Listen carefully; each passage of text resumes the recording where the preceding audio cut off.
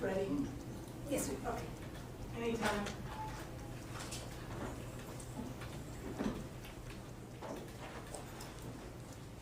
You have them all back.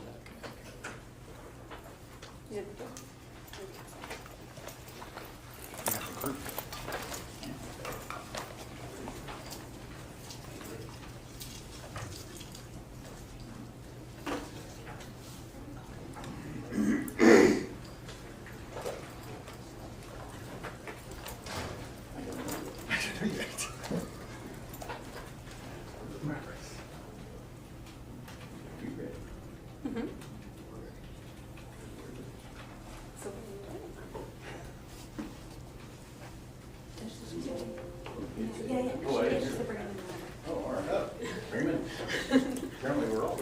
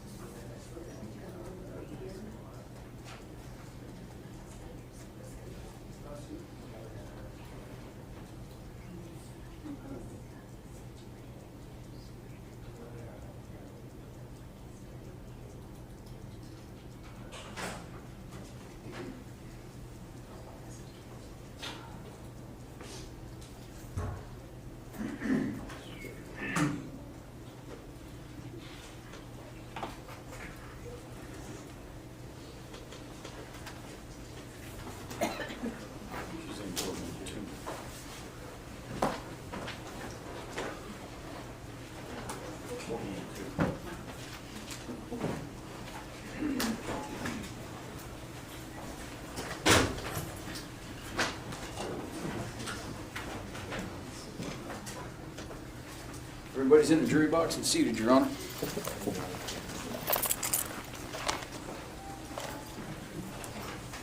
So Officer Sousa, I think we got him checked off now, the witness to the psychotic symptoms. The turning on of the blinker to effectuate a U-turn twice while driving the wrong way on the highway would certainly suggest disorganized behavior. When John is taken out of the car, everybody agrees. He's emotionless. He has the flat affect. He is taken to the police station, what John describes as a warehouse. Now, you heard Dr. Lazaro say a number of times, John is in the here and now. I submit to you that is absolutely not true. Everybody, with the exception of Dr. Lazaro, including Dr. Burston, acknowledges and agrees that Mr. Jonchuck is suffering from psychotic symptoms in this interrogation video. Now, Dr. Otto said, well, sure, you might expect, it's not what you would expect to find in a bad movie, just a raving lunatic, because that's not how psychosis really presents itself. Real quick, where am I going?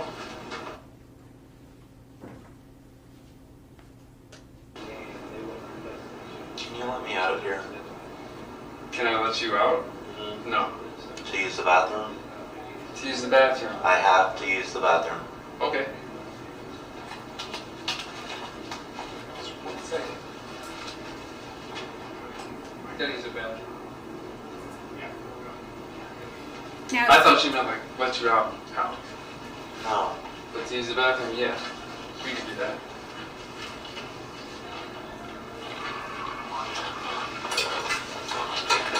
watch John's face. Doing anything business. We'll stand It's for, routine, but I know. for our safety and for yours, John. How he's watching the officers. Why is he acting so weird? Why am I acting weird? Yeah, He's like not. his mannerisms and the way that he walks. Now remember, he didn't actually have to use the bathroom. So he asked to be let out. When was I challenged, had he a said, "Oh, of argument course with use the bathroom." sheriffs earlier today at St. Paul's Catholic Church in Tampa.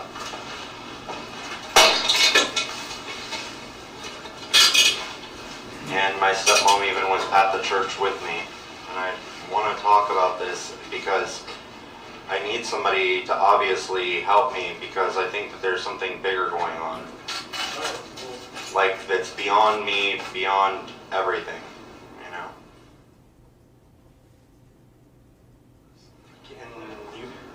Will you bring me my Bible?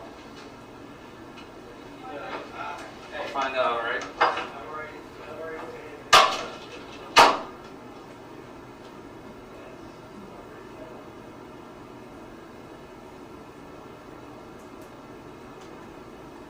Now at this point, you're going to see John smell the crackers. These are regular Ritz crackers, the officer told you.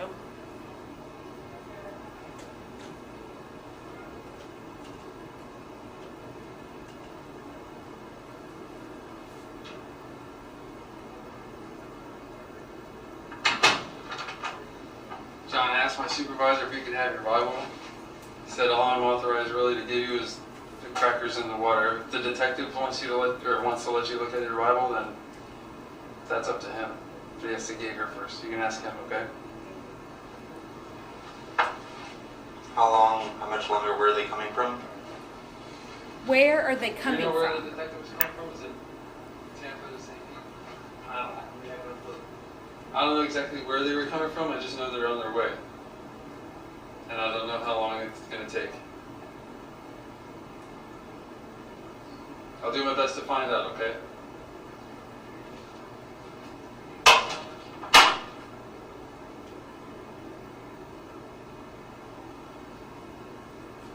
Now remember, Officer Hubble has said at this point, she went and asked him while he was in the back of the car, "Who did you drop? Who did you drop?" She said he was speaking incoherently the whole time and never mentioned Phoebe. He did talk about Michael.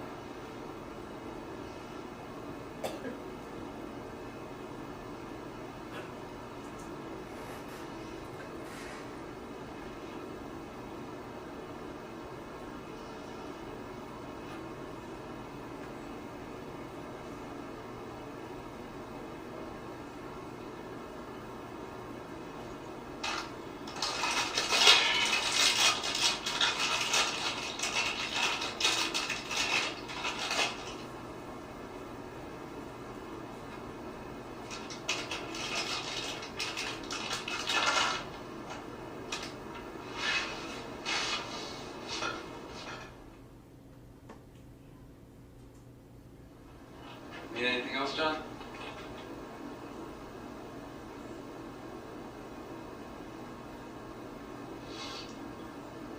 A lot.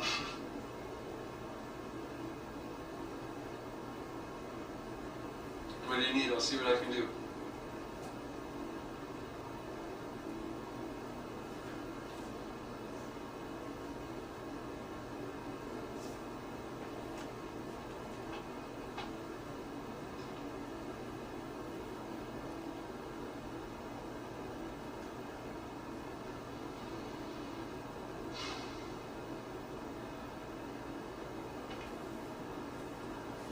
anything we can get you, John, right now? That's in our control? Hmm?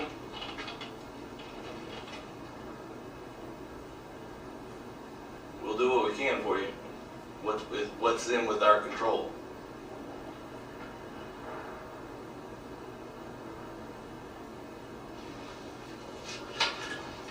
Like, it's almost like I'm not being weird. It's like, this is like a conspiracy. I went looking for answers. I've always had problems growing up, like, wondering who I was and how and what my purpose was. And ever since yesterday and a couple days before,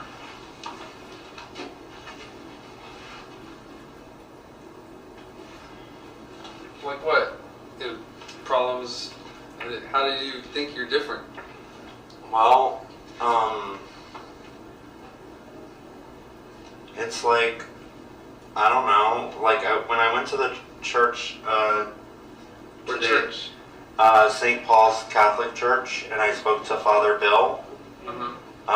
He told me that I wasn't going to be ready this Easter, but next Easter, and that I was the Pope. That Francis or whatever is not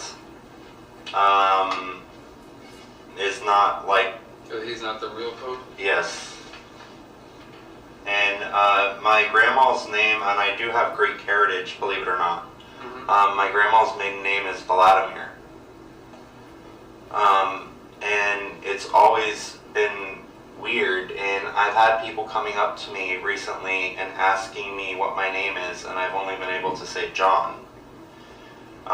Prior to this, weeks prior to this, like, and they would ask me what my last name is, and I would just say John. Like you just physically couldn't say your last name, or It my just- name's Jonchuck, or it's just John? It was just John for some reason, and it's like I really had to kind of think about it for a minute. Then that's just been going on this past week? Yeah. How about the island crew? You like working there? You said it's a Jamaican restaurant? I kind of felt uncomfortable. Uncomfortable? How so?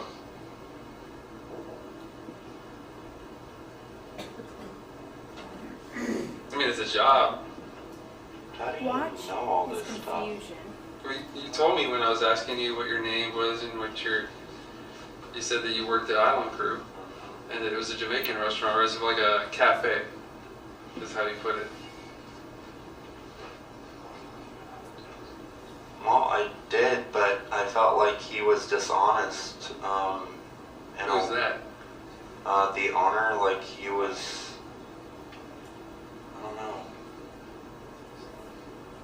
I got the heebie-jeebies, and that's why I didn't go back. And when was the last time you worked?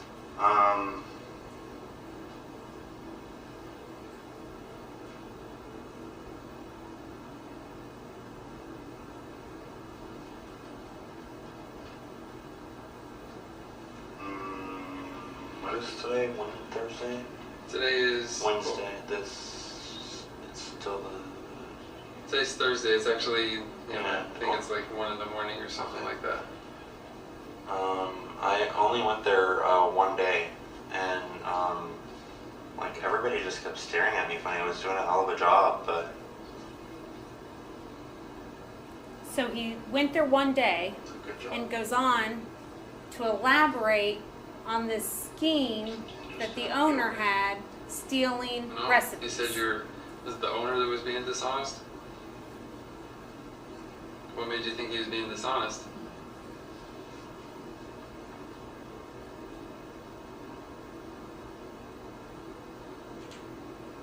He was going to different restaurants Mm-hmm. and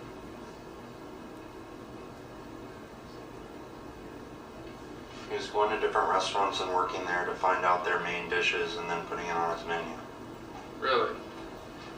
So you would go to different restaurants, find out what their, I guess, your signature dish or the main dish is on their menu, and bring it back to the restaurant that you worked at? Yes. I could see how that would be dishonest. Were people ordering what he was finding at other people's restaurants? Yes. I guess some people have their business ethics. I'm not saying it's right or wrong. I never worked in a restaurant, so I don't know how that business works.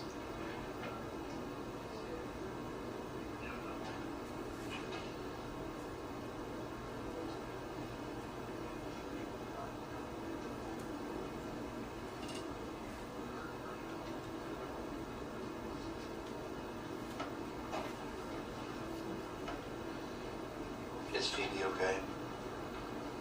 Phoebe? Who's that?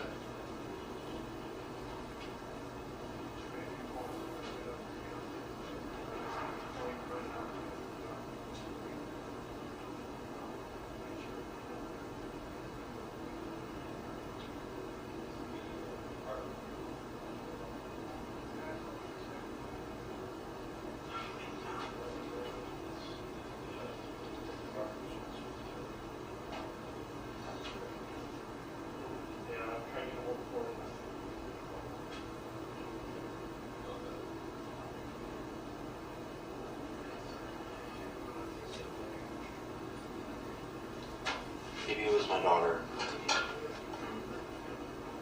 Phoebe J. Jonchuck. Is she okay? Okay, you were in the car when Terry was talking about Michael, so where did that come from? You were standing right next to the car. Well, that's what you were saying at first. You were saying something about Michael. I didn't say anything about Michael. She asked about if I had a child with me or whatever. Yeah, okay. Well, I didn't hear that part. I couldn't hear you guys on that part, okay? Go ahead, let's talk about it. Okay. And what you want to say. Okay, this has been going on for about a couple days.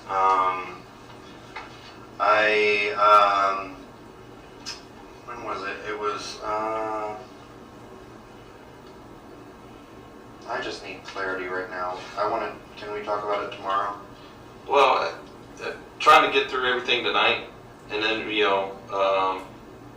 and just trying to get you what happened tonight and what you want to get off your chest now. Okay, well, today I went to the Catholic. I have been having problems. I've been doing everything right. I've had custody of my child, well, not custody, but via restraining order. Okay.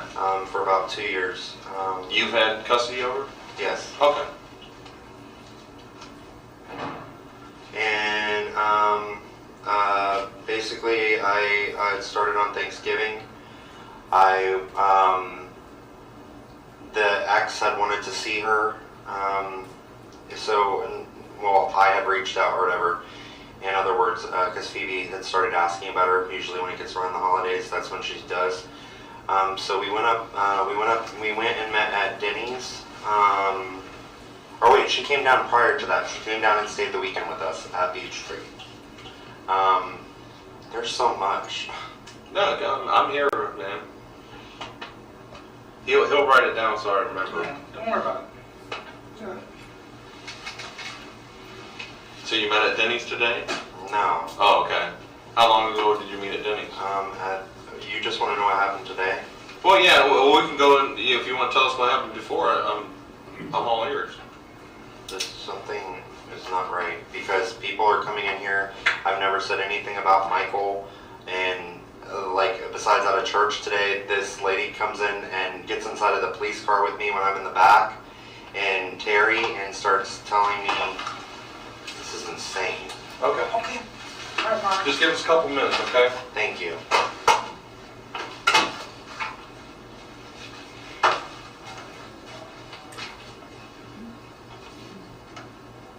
I'm being manipulated. That's what's going on. Conspiracy, conspiracy, conspiracy.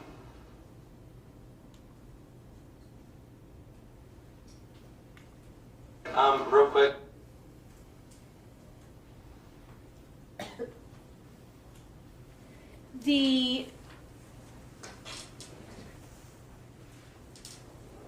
That video shows the disorganized thinking, those pauses, that confusion.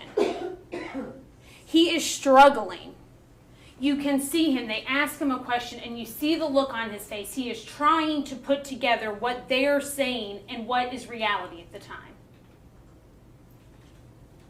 Now, if this was all a big show, a big game, well, we know the educational level of Mr. Jonchuck. He's going to be standing on top of the chair acting stark mad like you see in the movies. The naive, the superficial look at somebody losing touch with reality. He's not exaggerating. He is struggling. He is trying to keep it together. He is confused. He tells the officer where he works, and minutes later, the cop goes to ask him some follow-up questions. How do you know all this? He's paranoid. He thinks people are reading his thoughts. And they haven't said anything about Phoebe at this point. Now, what do we know? Hubble says she gets in the back of the car and she is asking him, who did you drop over the bridge? Who did you drop? And that he doesn't say anything about Phoebe, never mentions her name. They're not able to ascertain who he dropped. She says he's speaking incoherently. He keeps referring to himself as God. He keeps saying something about Michael. They ask John right there on video just a couple hours later. Now, mind you also, this is not right after the scene, okay? And so for the state to have you believe that he literally snapped second, at this point we're talking about an hour and a half, 2 hours after the stop when he's in Manatee County. And they ask him about Michael. And he said, see, I brought it up at the church, and that's the only time I said anything. And now this woman's in the back of the cop car asking me about Michael. And Officer Carter goes to correct him and says, no, you're the one who brought up Michael. And he's insistent. No, I didn't. No, she said something about Michael.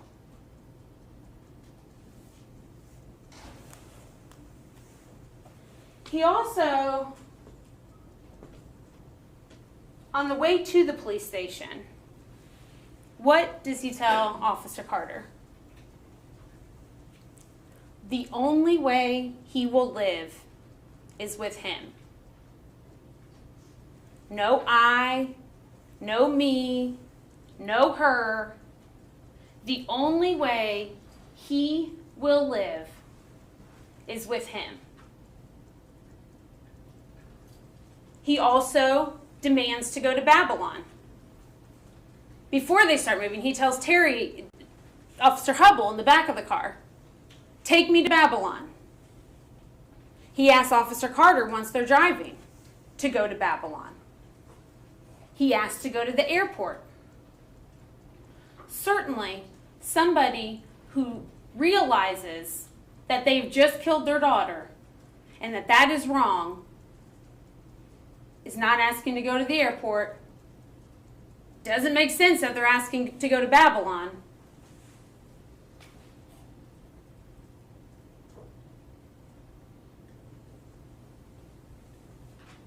Then, after leaving Manatee, on the way to Pinellas County, he says, what did I do that's wrong?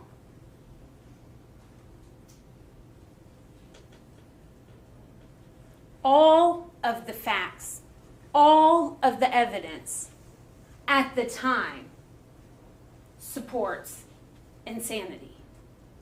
Nothing else makes sense. We know when he gets to the jail, he is extremely psychotic for months. Dr. Hernandez came in here. He's not paid by either side. He's a fact witness. He's the treating psychiatrist over at the jail.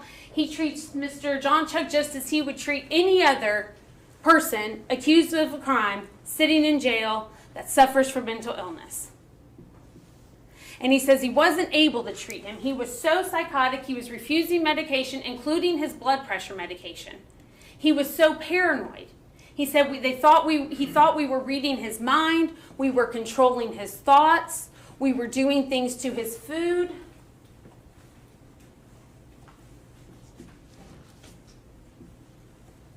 And the state asked him, they said, well, look, some nurse went and saw him right at intake and said everything was fine. And Dr. Hernandez explained it to you. We have staff who do mental health evaluations and check mental health, and then we have run-of-the-mill people who may or may not check boxes and ask questions. But within that first week, patient presented with an odd affect, often having a vacant stare, was slow to answer questions, and answers were often vague. The exact same behavior that you just saw in that interrogation room. The same behavior that they're saying they see at the hospital when he gets there 2 months later.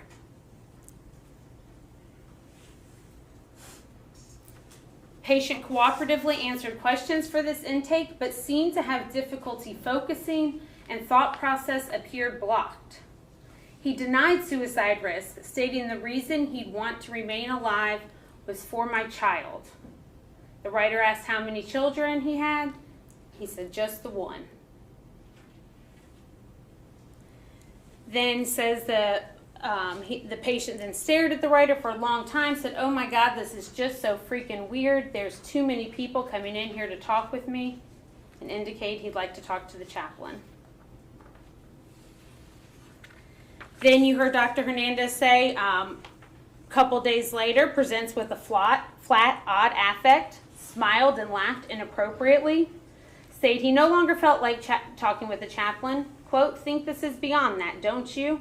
I mean, I went to church to search for answers, and that's when all this happened. I spoke to Father Bill, and he tried to take my Bible. It was my stepmother's. She told me she thought I needed it more than her, so I wouldn't give it to him. They were trying to replace it with a Catholic one.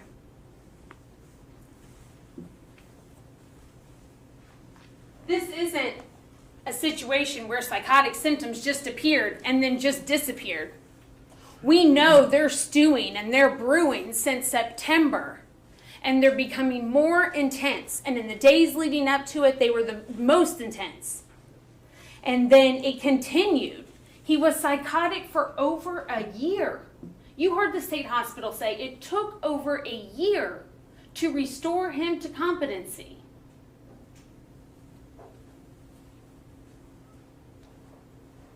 When he gets to the hospital, Heather Davis, Dr. Hernandez ends up diagnosing him with schizoaffective. He says it's psychotic disorder, nothing further. Initially, since he's come back this last time, he says he sees a marked change in him. The medication appears to be working. He has been cooperative. He's been polite. They've had no problems with him now that he's on medication. Heather Davis says she was there when John first got brought into the intake. Now, this is his counselor in FETC. Now, what is important about that?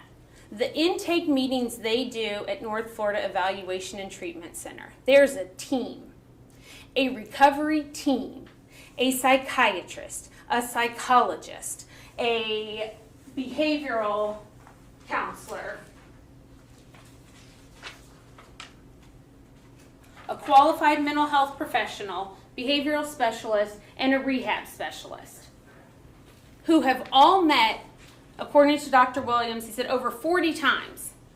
He said when John first got there for the first couple months, they were meeting multiple times a week. And then at the very minimum, it's once a month. So they've had a team get together to discuss John at least once a month, every month for the last 4 years.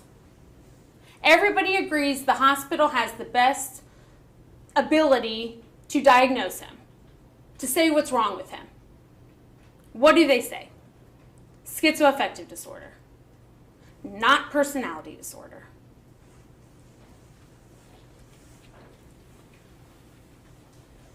They said that he was very mentally ill. He was exhibiting all these symptoms still. He had the flat affect. He had the grossly disorganized behavior. He thought people were reading his mind. He thought they were controlling his thoughts. He thought they were trying to get his spinal cord stimulator from him. And what else did she tell you? She said it was about 2 months after he'd been there that they finally had the conversation where she knew, where she felt that he actually appreciated what happened to Phoebe. She said she took him out to the park bench that day. They had the discussion because he'd been asking questions, and she finally thought it was time that they had this discussion with him. And she said he cried. And then he just stopped. And she said he was out of it for 2 or 3 days, she said.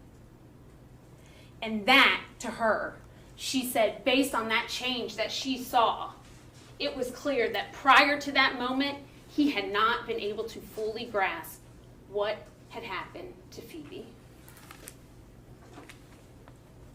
They also explain at the hospital they have audio and video 24/7.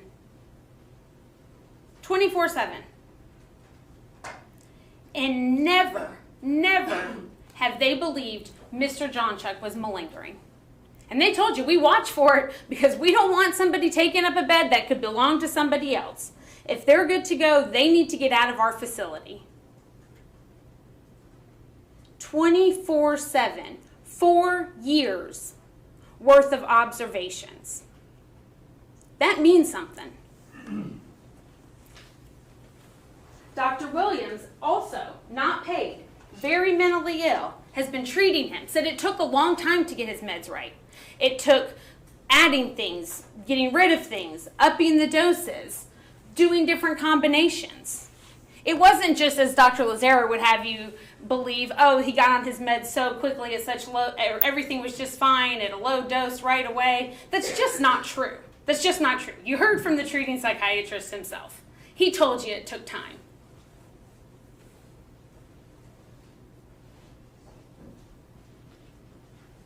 What did every single one of these witnesses also indicate? I'm sorry, all these law enforcement witnesses, all the lay witnesses, every single witness did not believe that John was under the influence. There's no evidence of that. There was a lot of questions about that. All the evidence shows he wasn't under the influence. Even Dr. Burson said that's not a legitimate concern.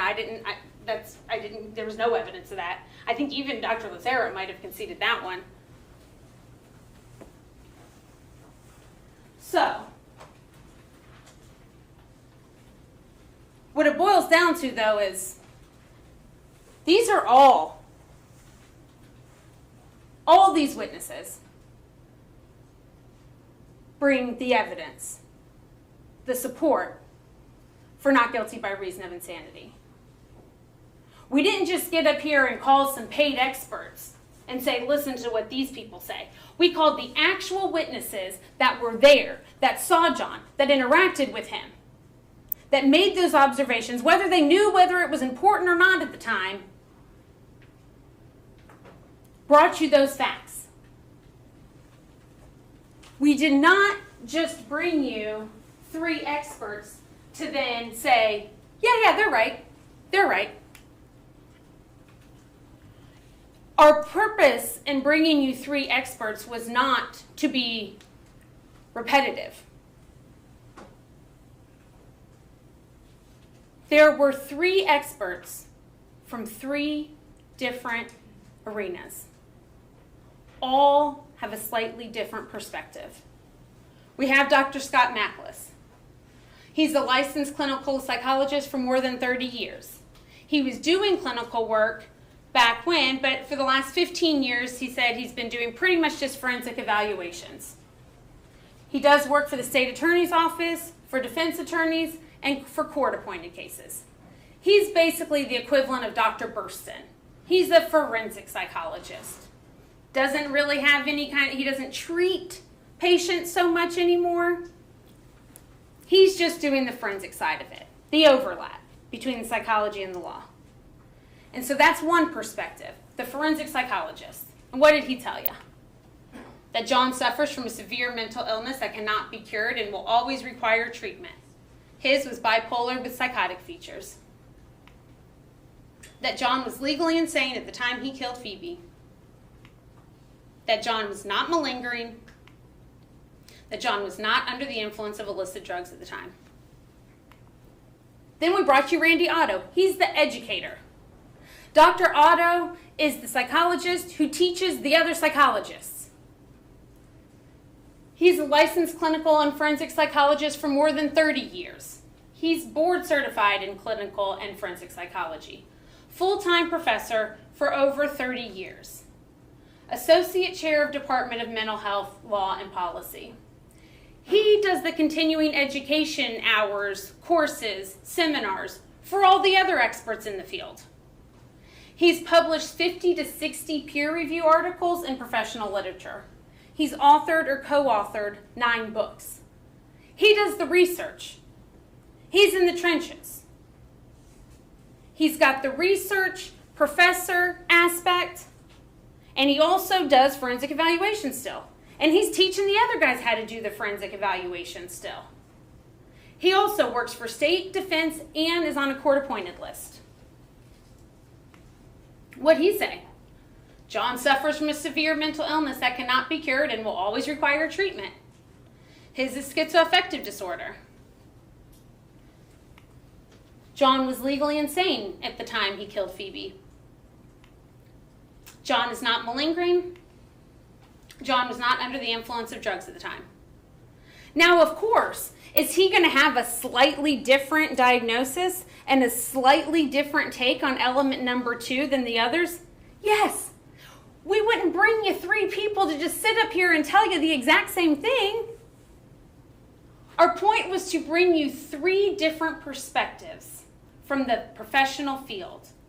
No one wants you to leave your common sense behind. No one wants you to leave out all these lay witnesses and all of their observations. But we also wanted to give you the opportunity to see 3 different perspectives in that professional field. So next we have the lifelong psychiatrist. He's the medical doctor, MD. Dr. Michael Mayer, board certified psychiatrist for more than 30 years. Board certified forensic psychiatrist for nearly 20 years. Interestingly, with Dr. Mayer, more than 50% of the time he spends is still treating clinical patients. He is still prescribing medication and treating people day in and day out that suffer from psychotic disorders. He also does work for the state attorney, to the defense, and for the court-appointed list. In fact, what he said, the last 5 years or so, it's been pretty much all court-appointed stuff. So the area, what he's doing in the forensic field is by the court, not getting paid by either side, is the majority of his work. What does he say? John suffers from a severe mental illness that cannot be cured and will always require treatment. Psychotic disorder, NOS, and schizoaffective. Now, what did we learn about all this? The psychotic disorder with bipolar features, NOS with bipolar features, the schizoaffective, and the bipolar with mood incongruent psychotic features. All 3 of those sound different, but they're not. It's a mood disorder with a psychotic component. Every single one, all 3 of these, mood disorder, psychotic component. Dr. Williams, mood disorder, psychotic component. Dr. Hernandez, mood disorder, psychotic component. Dr. Burston, mood disorder, psychotic component. Dr. Burston had the same diagnosis as Dr. Scott Mackless.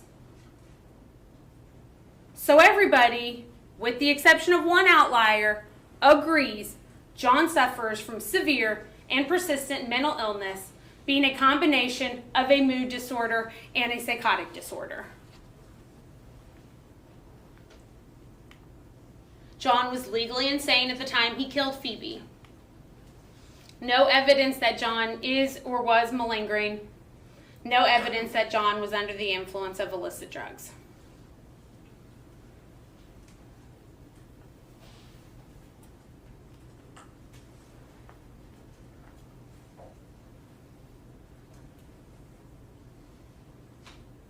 There will be differences.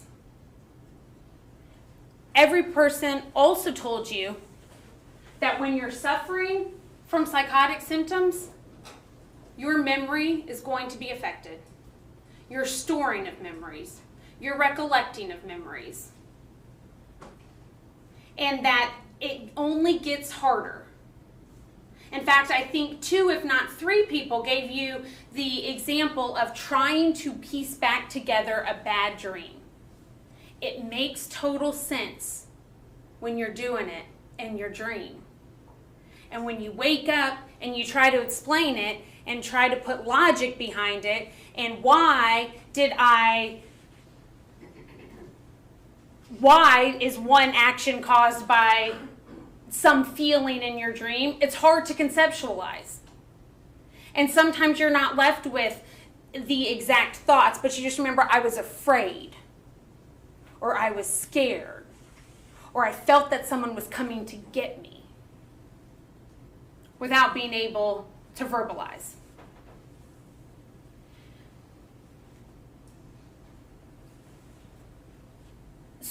We are not required to prove to you beyond all reasonable doubt that Mr. Jonchuck was insane at the time. Again, we are required to prove to you by clear and convincing evidence, which is a lower standard than beyond all reasonable doubt. But all of the evidence suggests he was insane at the time. Let's look at what the state put on to rebut it.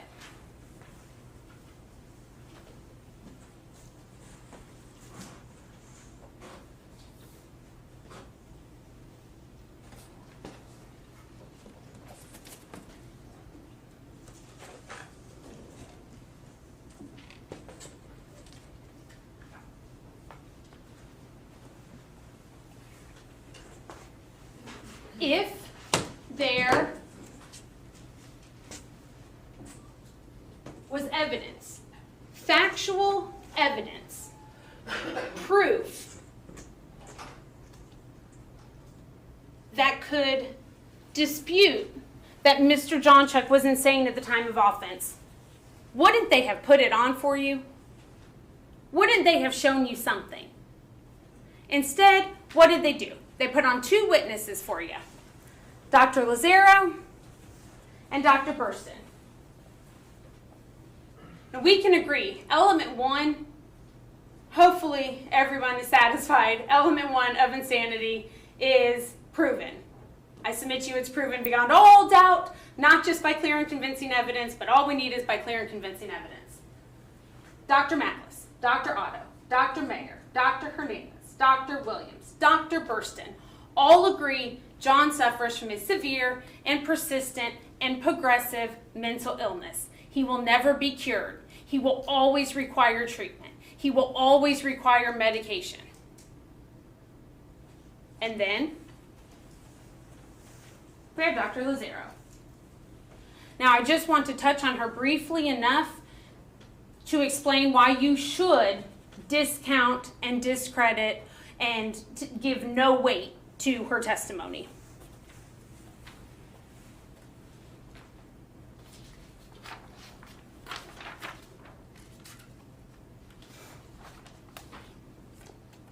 First off,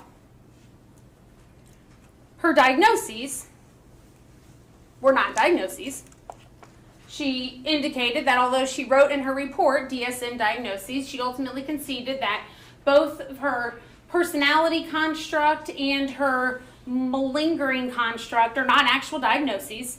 There's no elements of them. There's nothing to satisfy. And she waved around her DSM for a little bit there, for half the day, and then ultimately conceded that the DSM is not something that guides her decision making at all. She is not a member of the American Psychiatric Association, not a member of the American Medical Association. She lied about her credentials. She indicated to you that she was bored.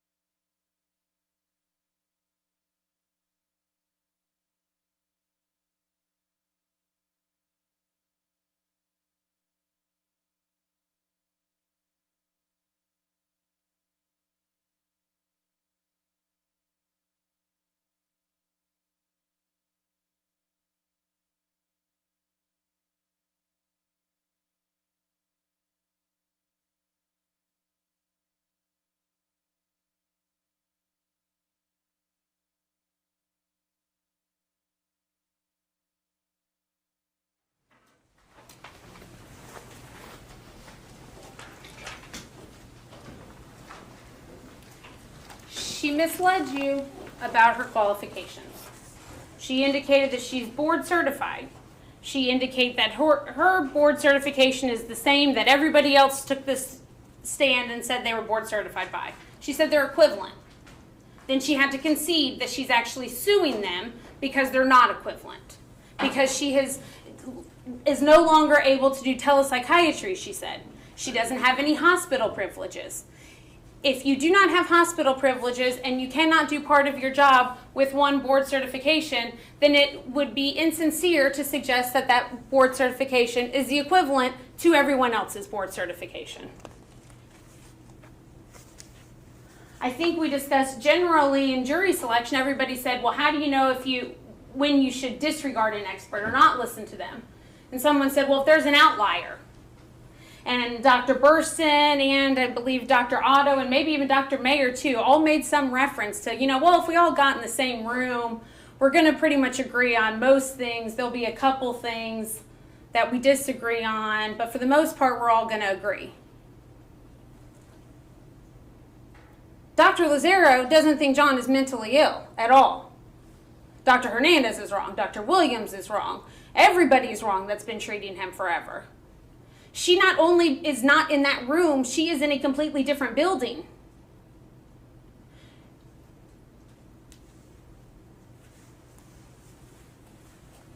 Another reason to disregard her?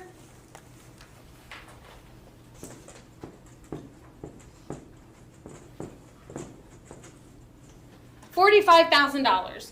You heard that she went out to evaluate Mr. Jonchuck in October of 2017, just a few months after coming on the case from the state. Just a couple months after coming on the case, she goes out to North Florida Evaluation and Treatment Center to do her initial evaluation.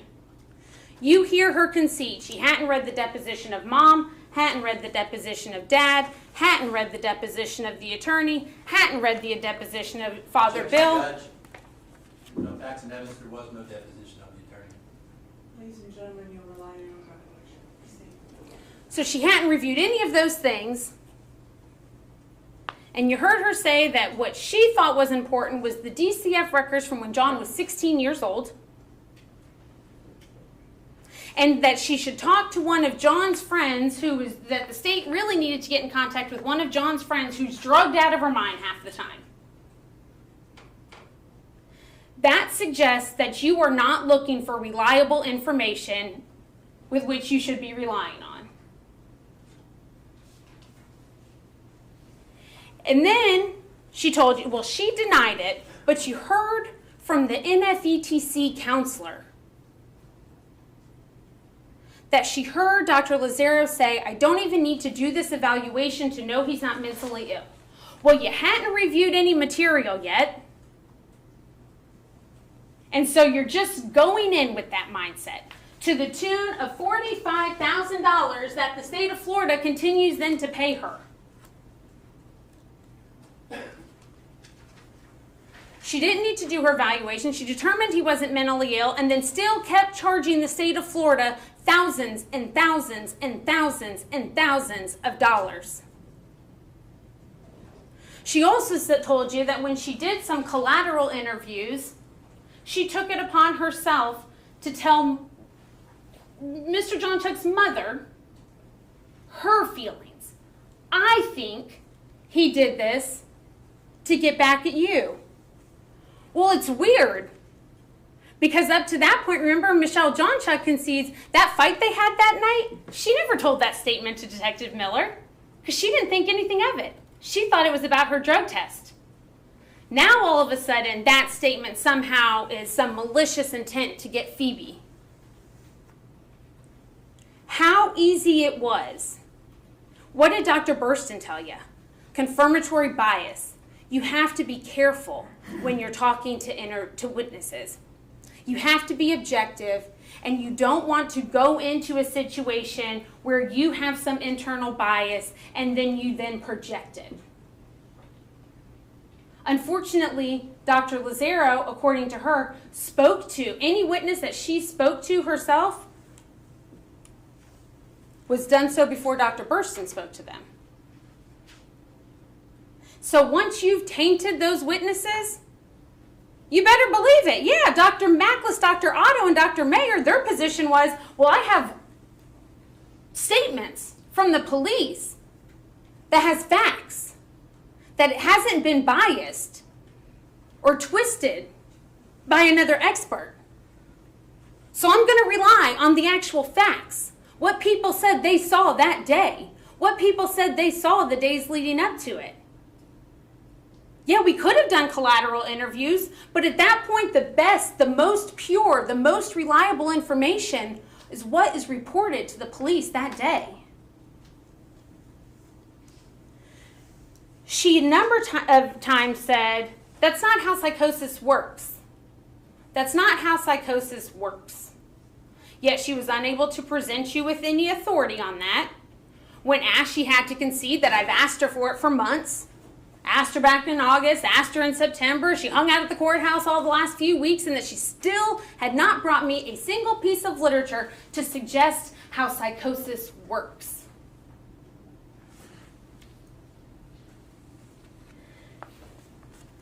She acknowledged that none of her patients have psychosis. And so to suggest that you are familiar with how psychosis presents itself when none of the people you treat suffer from it seems insincere. She said, well, I've been doing this about 10 years. It doesn't matter if you're doing it 20 years, if you're doing it flawed. Because what she say? She learned from one person 1 year in 2008. And then she never wanted to work under another person because she didn't want to be told how to do her job. Well, how do you know if you're doing your job wrong? If you refuse to have any constructive criticism in your life. She kept wanting to talk about one guy she saw who was actively psychotic in 2008. 2008. She said you have to be psychotic to do something drastic when talking about he cut off his penis. Mr. Jonchuck dropped his daughter off a bridge. That's drastic. That's drastic. She said the evaluation is important to her to get an idea of how someone looks and smells. She indicated that she brought lots of malingering testing and memory testing, however, didn't administer a single thing. Her diagnosis is a fake diagnosis of malingering, and did not administer any of the malingering testing she brought to figure that out. And she would say, well, he wasn't saying he was actively psychotic at the time. Well, it's a good thing you also had that memory testing then, because her position was every time you say, I don't know, you must be lying. Well, you have memory tests to test if he's lying. And she didn't administer any of that. And the hospital and Dr. Otto, all the other people who administered those tests, showed no malingering, showed problems with his memory.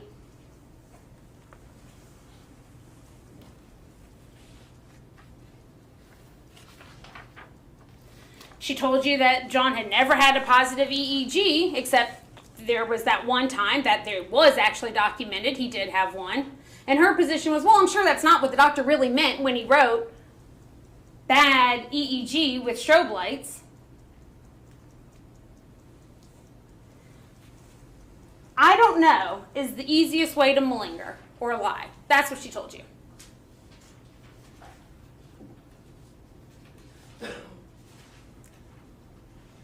How many times did she then tell me she didn't know? How many times did I have to get a document to refresh her recollection, or to impeach her, or to show that she had previously said something different under oath?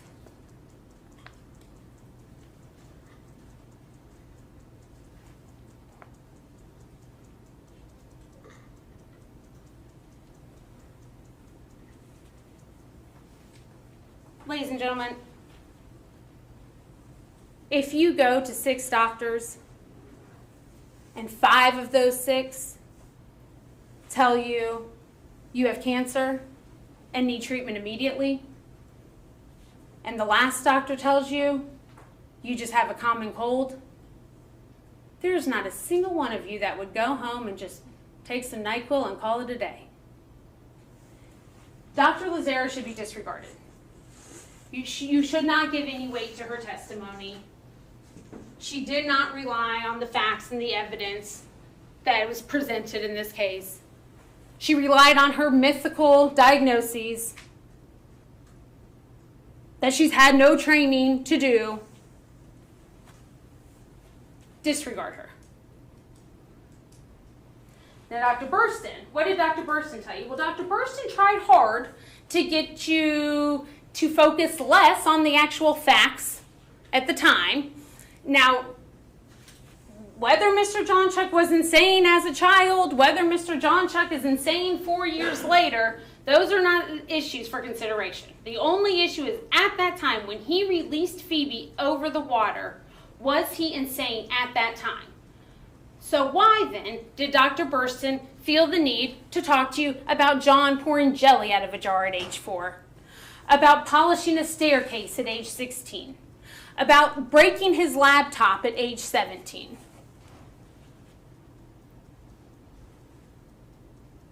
If we got up here and put on no evidence from the time of offense and relied solely on what John did when he was 16 or 17 and asked you to return a verdict of not guilty by reason of insanity, you'd think I was a crazy person. Because we can all agree that doesn't matter. It doesn't matter. Why doesn't he want you to focus on the actual facts? Well, he said because there's no doubt that John was suffering from psychotic features and symptoms. But we're talking about the jelly, that he had in-school suspensions in middle school, that he was on probation for reckless driving, that he quit his jobs a bunch, and that he used drugs in the past.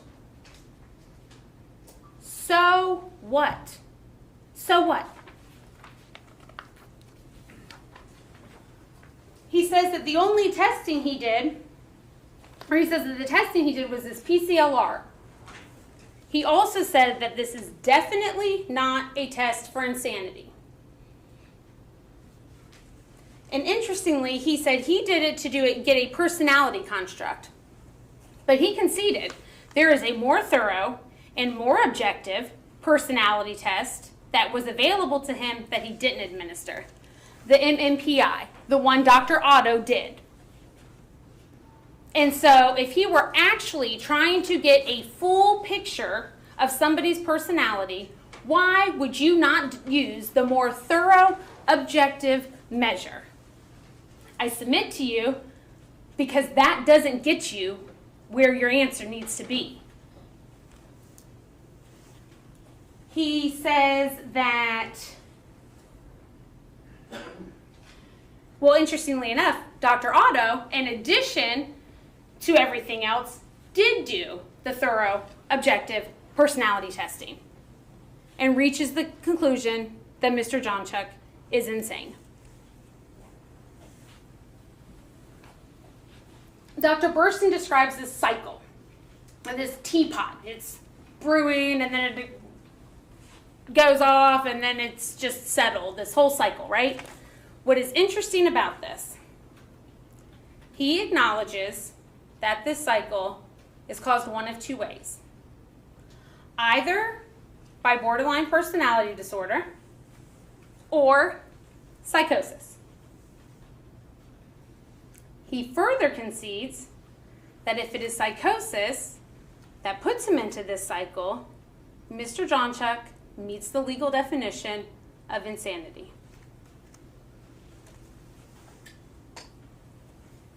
Interestingly enough, Dr. Burston also concedes and acknowledges that Mr. Jonchuck was experiencing a lot of psychotic symptoms at the time of offense. And what did he say? He said he decompensated. There was a large decompensation after this. This is how we know it was psychosis, because John continues to get worse. Psychosis is not caused from a personality disorder.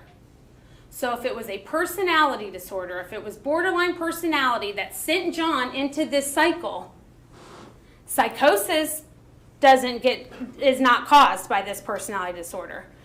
So where does this psychosis come from? that then lasts for a year.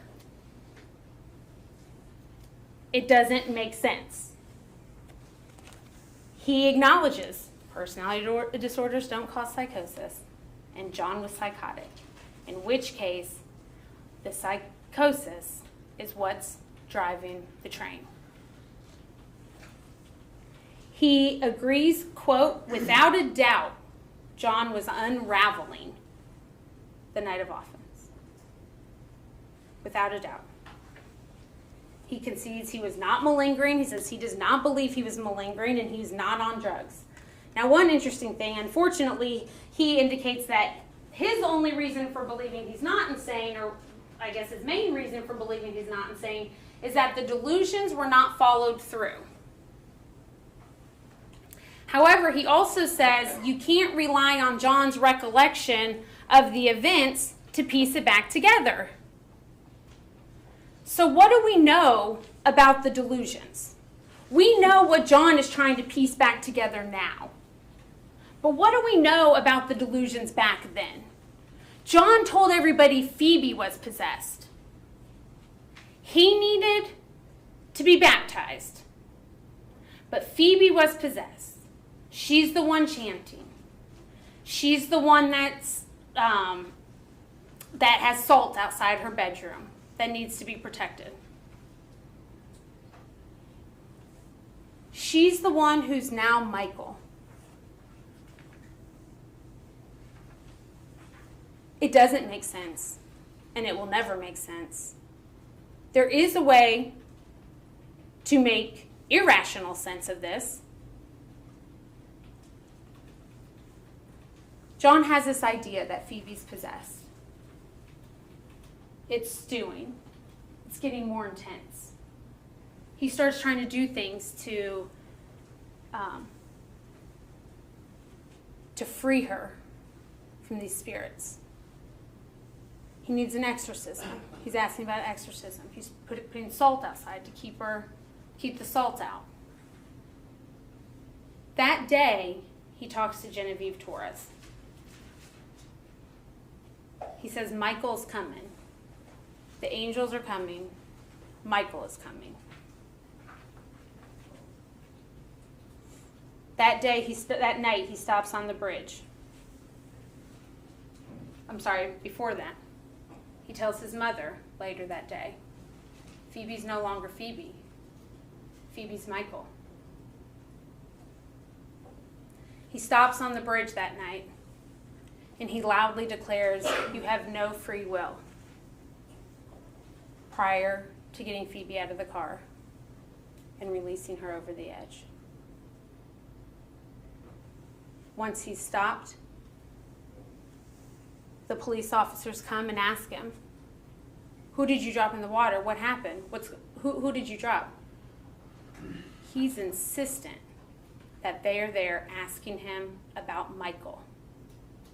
They're asking him what happened to Michael.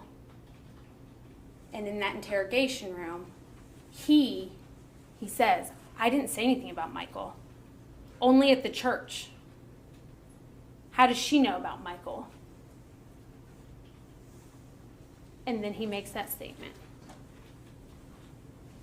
Is Phoebe okay? Who's Phoebe? Phoebe J. Jonchuck.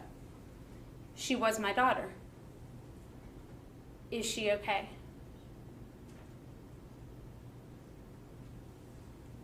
Does he believe that Phoebe was his daughter before Michael took over? She was my daughter before she was possessed.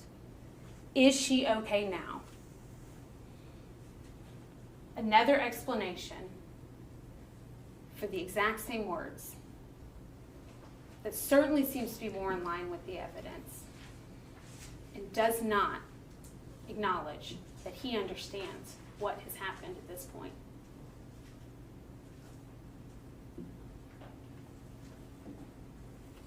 So there is a crazy, nonsensical, irrational way you can put this together. But what we have to remember is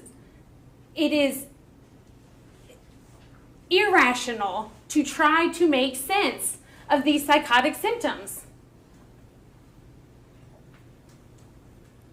And so the delusion doesn't make sense. It doesn't follow through, but we're also relying on John's faulty memory to try to tell us, what were you thinking at that time?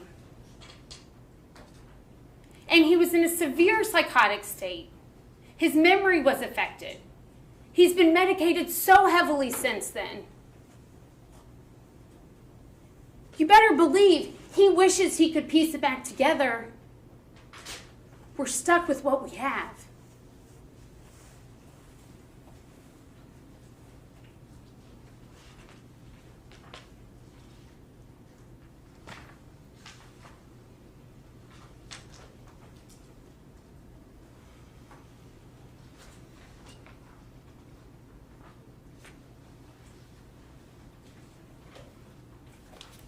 The personality disorder stuff is a distraction. Dr. Burston agrees that borderline personality and bipolar disorder have pretty much total, if not total, a whole lot of overlap between the two. And Dr. Burston agrees that John has bipolar 1 with incongruent psychotic features.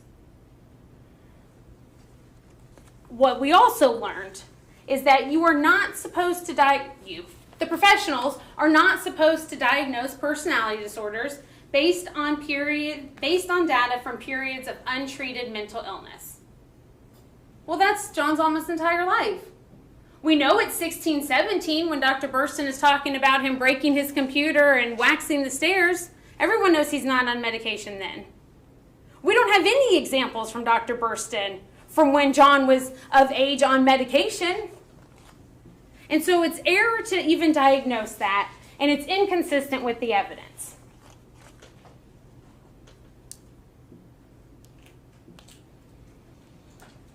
If Dr. Burston is telling you, I had to rely on this instrument that does not test for insanity to get the result that the state wanted me to come to,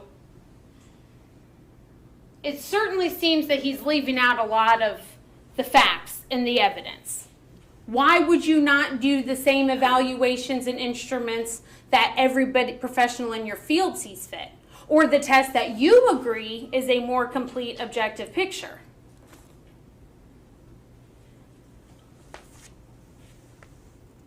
The hospital. Eyes on him 24/7. No personality diagnosis. Without that borderline personality diagnosis, everything Dr. Burston said suggests Mr. Jonchuck was insane at the time. Because if it wasn't the personality disorder, it had to have been the psychosis, and the people who have had eyes on him for years and years and years says he doesn't have personality disorder, which means it's a psychosis. You're at time. All right. Thank you, Judge. In which case, he's insane, even by Dr. Burston's account.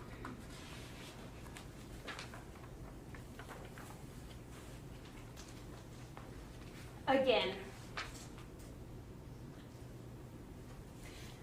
the jury instruction says that he suffered from a severe or mental disease, defect, or infirmity, and because of that, either did not know what he was doing or that it was wrong. It does not have to be both. And I submit to you there's lots of grounds for both prongs, but it does not have to be both. One person might find that he didn't know what he was doing. Another person might find that he didn't know it was wrong. That's still a vote for insanity. It is never going to make sense. We've tried our hardest. We've listened to it all. It cannot make sense. It will never make rational sense. It is insanity.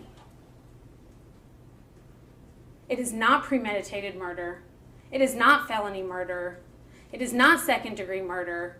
It is not manslaughter. John never had any ill will, criminal intent against his daughter. He loved her more than anything. He caused her death. He is guilty. He is guilty, but insane. Thank you so much for your attention over these last 3 weeks. You guys have been great, both sides. Really appreciate the time. The only just verdict in this case is not guilty by reason of insanity. Thank you. Thank you, Ms. Manuel. We're going to take a 10-minute break, and then the state's closing next. Till 3:15. We'll be about an hour. You folks, when you stand up this time, let me ask you to take your pen. All right? Your pen.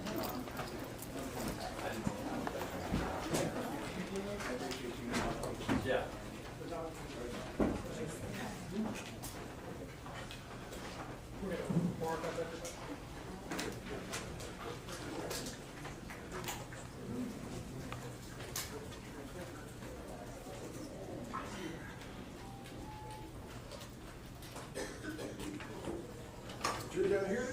Okay, thank you. We'll be in recess till 3:15. All rise for recess.